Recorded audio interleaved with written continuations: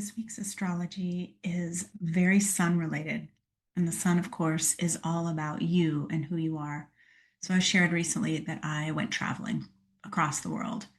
And it was interesting because it was the kind of travel where I was alone for a lot of it. And there was something about leaving behind the people that I usually take care of. So on this trip, I wasn't a mother, nor was I an astrologer, nor was I a partner. I was just me. And I was making the decisions and I was deciding what I wanted to do and what I wanted to eat and where I wanted to go, which was a very new experience for me.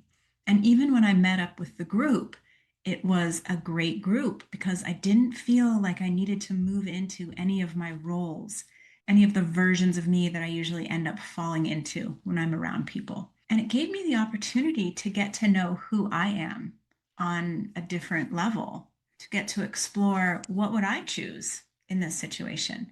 When would I like to go to bed? What would I like to eat? How do I figure out how to get money? How do I call a cab? So the burden of the experience was on me. And this wasn't a high pressure experience because we learn a lot about who we are when we're under high pressure as well. But this particular example that I'm using, it was more about getting to ask myself, where do I want to go? What do I want to see? How do I want to respond? What do I want to say? How do I want to communicate with people that don't speak the same language as I do? And it was all in all a really interesting experience of getting to know myself again. And the astrology this week is going to press all of us to do that. You hear me talk all the time about knowing ourselves, and that's the whole point of what I'm teaching you. That's why you're listening to this podcast. It's not because you want to know what's happening astrologically. Of course, we do, but we're using the astrology to know ourselves and to rediscover who we are independent of the roles that we play, the things that we usually have to do, and the ways that we're accustomed to working with life because we're tired of being an autopilot. We're tired of just doing things the same old way and then feeling bored, restless, stressed out, anxious. I am Notha Perkins of Electra Astrology, and this is the Path Ahead, my weekly astrology forecast. I release these every Monday. If you're new here, welcome. And I go through the astrology of the week, giving you questions to ask yourself. How is this impacting me? What do I feel about this? How would I like to do this differently? Because we're all in this together. We're all learning and growing. And the energy in the sky is very persistently pushing us into this growth, whether we like it or not. So we might as well try to understand it, right? So if you guys like my style, if you want to book with me, you can find me at electraastrology.com. My schedule for November is fully booked out at this point, but I am talking about the recorded readings. That's a great way to get some insight within a matter of 2 or 3 days. It's a more affordable option, and I flow with your chart. I just do a stream of consciousness around your question. You can ask me a specific question, and I just share with you exactly what I see. And I love doing readings in this way. For me, astrology is my art and it is my creative outlet. And getting to flow with your charts, I love it so much. So check that out, electraastrology.com. I'll put the link down in the box below as well. And let's jump into the charts. So right off the bat, it's worth saying that we have so many planets that are in retrograde right now. There are 6. Retrograde always ends up feeling kind of murky and slowed down. All of my readings this week, I was working with you guys and you were saying, I just feel confused, or I want to move forward on something and I don't know how to do it, or nothing seems to be working as quickly as I want it to work. And that's so in alignment with the astrology. And we're supposed to be going slow. None of this work is fast and immediate because if it was, we really wouldn't learn the lesson from it. So while the sun is in Scorpio, we do have a new moon in Scorpio this week. And actually, let's just start off talking about the sun because the sun is who you are. The sun is your identity. And it's the version of you that I was just talking about that I was trying to find my version of me on my trip. It's that part of you that says, independent of whatever my roles are, whatever my conditioning is, whatever I'm used to acting out on autopilot over and over, I'm the caregiver. I'm the one that lightens the mood. I'm the class clown. I'm the one that cooks the food. I'm the wife. I'm the mother. I'm the one that exercises. Whatever those things are, whatever you are, the roles you play, there's something about setting them all aside and saying, look, I usually do this, but I would like to maybe experiment with something different. The sun this week, it makes most of the connections. The sun is like, has its hand in every single pie. The sun says, let's find out who you really are. A lot of times we find out who we really are by getting into situations that we don't like, as well as situations that we do like. So there is something about watching what comes your way this week. I love this. I'm basking in the glory of this thing, or I absolutely detest this. I cannot deal with this for 1 minute longer. Those sides of the spectrum are going to become important because we have this baseline of presence that's happening. With all of these Neptunian, Piscean planets down here, the baseline of are you witnessing yourself? Are you right here with yourself so that you understand when something shows up that you can't deal with or something shows up that you want more of? So we begin on Monday. The sun is making this sextile to Saturn. Saturn is the advisor. Saturn is the teacher. Saturn's the energy that says, look, if you don't take 5 classes before the spring of 2026, you're not going to graduate. Oh, okay. Saturn helps us understand exactly what our parameters are, exactly what we need, exactly what we're working with. Now, the sun isn't trine to Saturn for only a day. So this is going to become loud this week, and then we're going to move on to other stuff. But when it comes to you, knowing the deepest, darkest parts of you, because the sun is in Scorpio, so this is our work where we are going down into the depths of who we are. When you know the deeper, darker parts of yourself, and that Saturn energy says, what are you giving your attention to? Are you going to let this old thing just play out over and over? So, an example, I shared with you that I had one moment on my trip where I started to feel panicky. Now, the old version of me might have allowed my mind to take me straight into the depths of the panic and start worrying about everything and just working myself up into a frenzy of all the things that I wanted to try to fix, that as soon as I fix them, then I could feel less anxious. But the new me that came in that recognized, oh, we're trying to go down a rabbit hole here, said, no, no, no, we're not going to do that. We're going to instead focus on something that has nothing to do with what you're fearful about. And that is going to set you up for feeling stronger and being able to get through this pit, jump over the tar pit. Okay. And I did. So Saturn is saying to you this week, are you going to do this the same way you've always done it? Are you going to do this dysfunctional thing? Are you going to act out this toxic behavior? Are you going to keep seeing yourself as weak or incapable or sad or old or whatever your voice says, I'm this? Are you going to keep doing that? Because if you do, there's going to be misery. And if you don't, if you're able to have boundaries with yourself, there's a lot of hope and optimism. So you get to decide, which route are you going to take? Which fork in the road are you going to walk on? Right after that, we have the new moon in Scorpio at 28. Now, this is a doozy of a new moon, okay? Because we have the sun and the moon meeting. So the sun, who you are, your identity, the moon, how you feel. Sun and the moon always bring in mother and father themes. They bring in our heart and our emotions. They bring in this sense like, I want to get these things on the same page.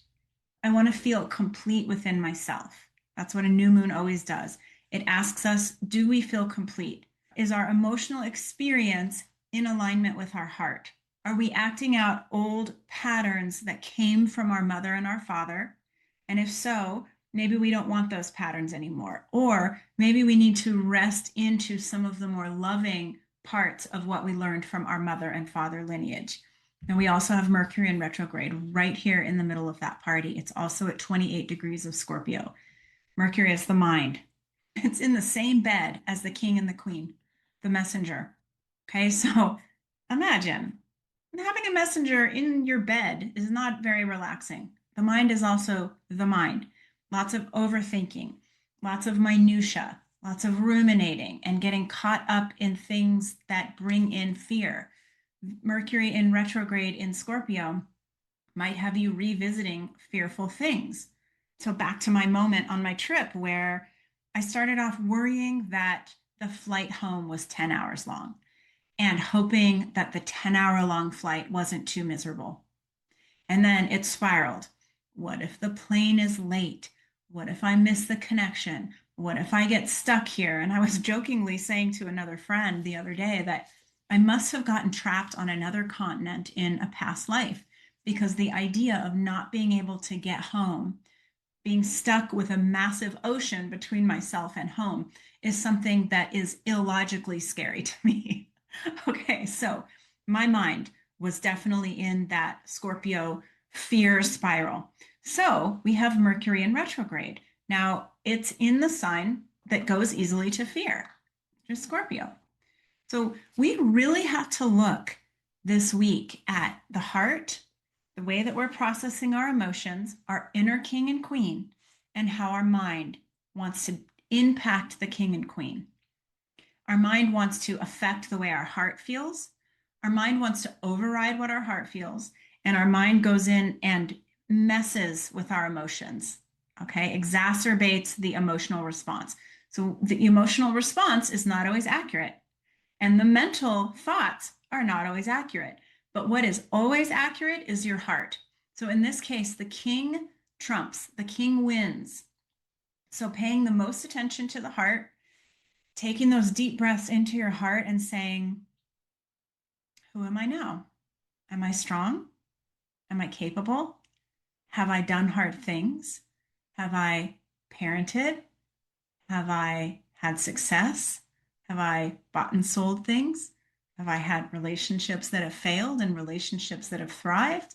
Have I managed to buy myself food all these years? Have I managed to have beautiful friendships? Right? We go in and we remind ourselves of everything that we have managed to do. And we say the emotional response and the thought response, those have to take a back seat because this is where we tap into our power. When we tap into our power, we gain more power. We gain power over, as the I Ching would call it, our inferiors. Our inferiors are the fears, the inner critic, the self righteous parts of us, the parts that think that we know, parts that have desire, parts that think nothing is right. We have to take control over our inferiors, and we do that by tapping into the heart. Now, the sun is also, now this new moon is also in an opposition to Uranus. Uranus in Taurus, looking at our relationship to stability, to security. Uranus is that teacher that brings in things that are unexpected. Uranus says, don't do it the same way you've always done it. That's boring. That's unimaginative. And there's something more for you if you're willing to take a different path. And then we come over here and we notice, oh my gosh, there's a trine between Neptune, Saturn, and this new moon. Neptune and Saturn are in Pisces, reminding you of the spiritual lesson of all of it. This is a big spiritual journey of a new moon.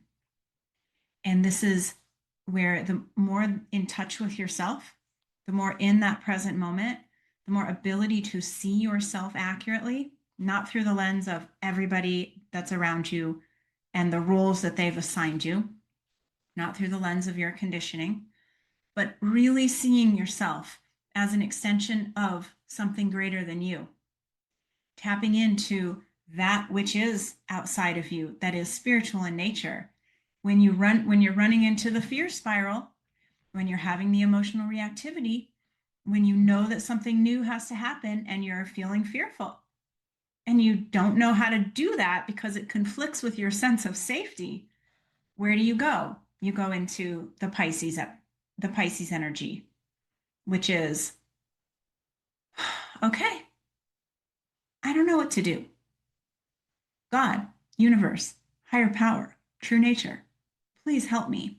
And please make it obvious so that I'm not guessing that you're sending me a direction.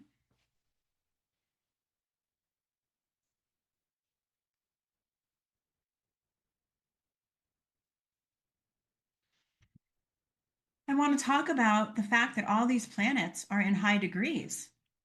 We have the Sun, Moon, Mercury, all at 28. We have Saturn, 25, Neptune at 29, Uranus at 29, and Jupiter at 25. We even have Chiron over here at 23. So that puts all of these planets in these master level degrees where we're being pushed to really get something. These outer planets are the spiritual teachers, and they teach us at high level, especially right now.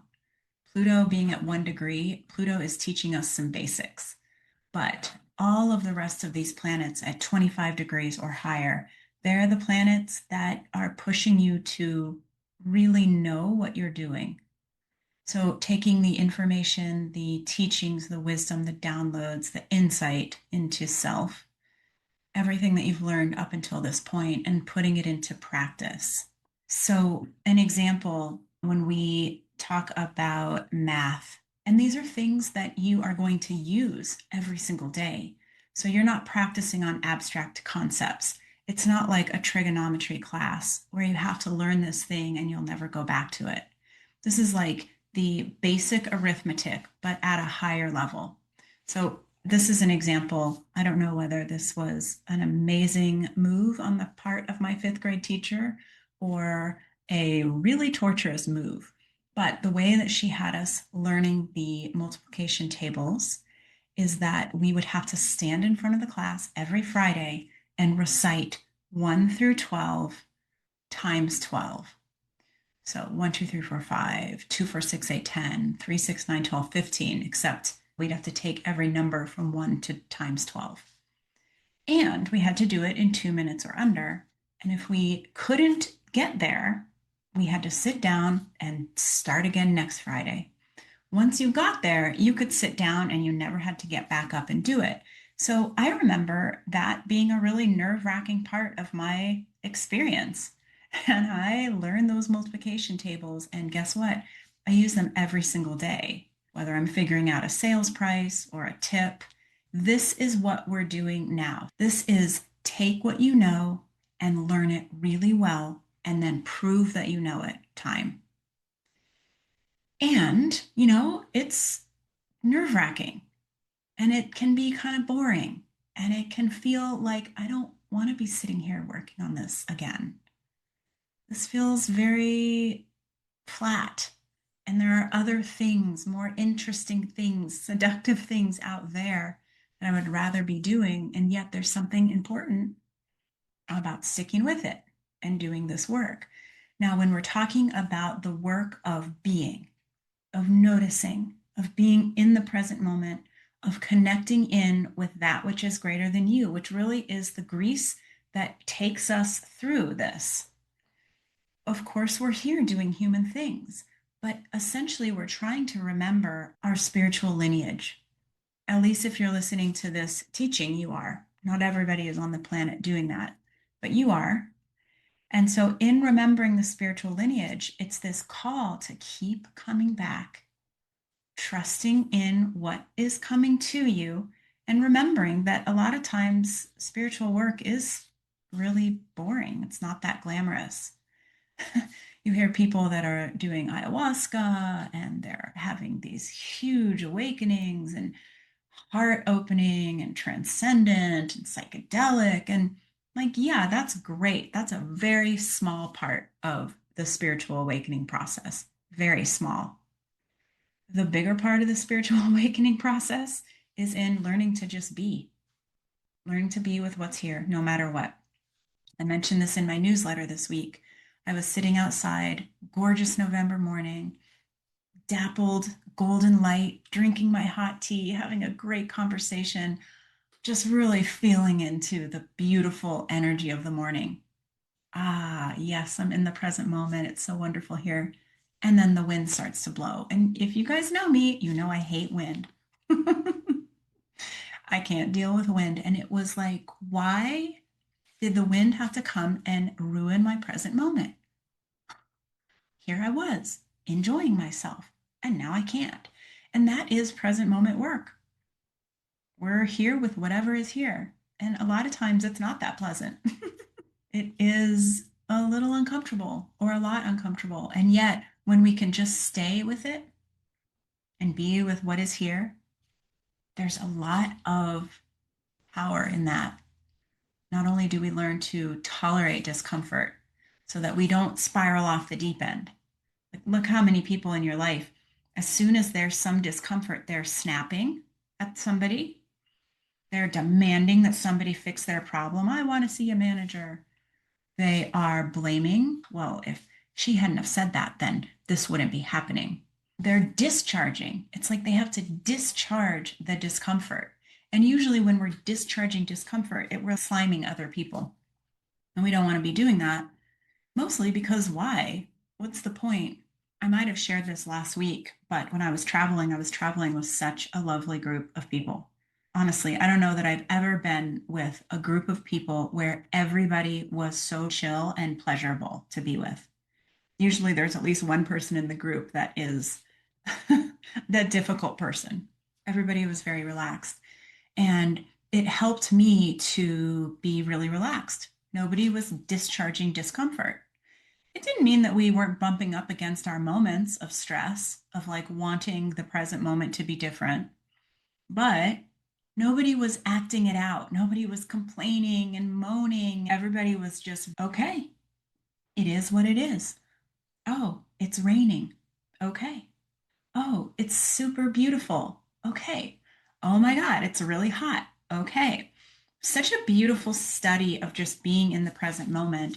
And then when I flew to a different airport and I left the group behind, I befriended briefly some women who were from Alaska, and our luggage was lost. And these women were not in the present moment chilling. They were complaining. They were so mad that their luggage was lost and they didn't give us the right gate to find the luggage at, and bad customer service, blah, blah, blah. And I thought, wow, okay. The energetic difference between somebody that is going with the flow no matter what, tolerating the discomfort, because what else is there to do? Versus the group that couldn't tolerate the discomfort and had to lash out. There was a pretty big nervous system difference for me. And think about the people every day that you're navigating around in the world with. And most of them have no concept what a present moment even is. Practicing being in the present moment, being with whatever is a practice that really helps. So, again, master level stuff this week, especially. This is your week where you get to practice. Oh, right. I don't want to melt down about this. What do I need to do so that I don't melt down? One of my favorite practices is to just close your eyes and take a deep breath and just come back into the body. Feeling your feet on the floor. You can rub your hands on your clothes, on your body, reminding yourself, I'm here. I'm in this body, in this moment. I'm breathing and everything is okay. There might be some discomfort and some displeasure, but everything is okay. And I can breathe my way through this particular moment and get to the next one. So, mostly that's what I want to talk about today with you guys, because the sun opposing Saturn shows up in perfection on the 21st, and Uranus and Neptune are only 2 degrees apart in sextile. And so we're feeling that too. But I feel like I kind of covered the energy of that talking about the new moon. So the one last thing that I want to talk about is the sun entering Sagittarius. So we see that happen on the 21st. That brings the sun and Mars into Sag. So they are being disposited by Jupiter, but Jupiter is being disposited by the moon. So anything that's Jupiter related has to revert through moon themes.